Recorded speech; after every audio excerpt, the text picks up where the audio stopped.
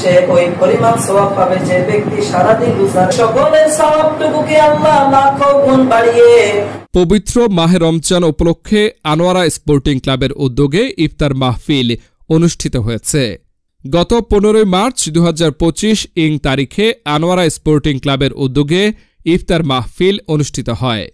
উক্ত ইফতার মাহফিল অনুষ্ঠানে মোহাম্মদ আফসার উদ্দিন এর সভাপতিত্বে ও চট্টগ্রাম সাংবাদিক পরিষদ এর সাধারণ সম্পাদক ও দৈনিক চট্টগ্রাম সংবাদ এর সম্পাদক ও প্রকাশক এম হান্নান রহিম তালুকদারের সঞ্চালনায় অনুষ্ঠিত হয়।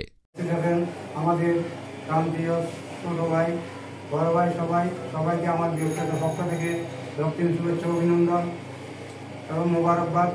আজকে আমাদের মাঝে যারা উপস্থিত আছেন সবাই আমার আপনজন পরিচিত, সবাইকে আমি আন্তরিকভাবে স্নেহ করি, সম্মান করি।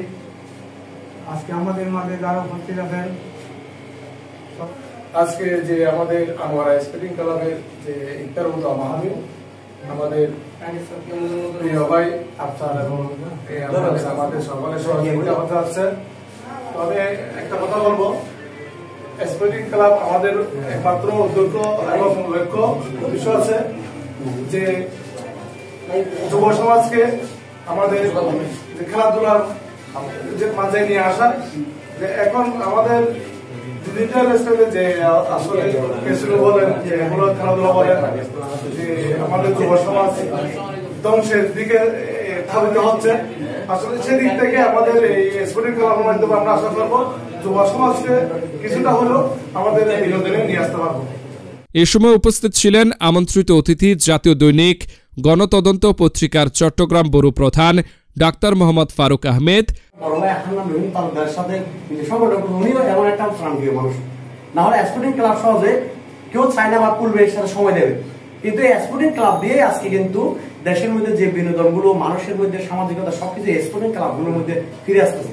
আসলে আমরা যে এখন অবসরে যাই বা আমাদের একটা কি বিনোদনের প্রয়োজন হয়, তখন কিন্তু এই স্পোর্টিং এলাকার ছেলেগুলোকে বিভিন্ন মাদক দ্রব্যতে অনেক সময় অনেক জড়াই পড়ে।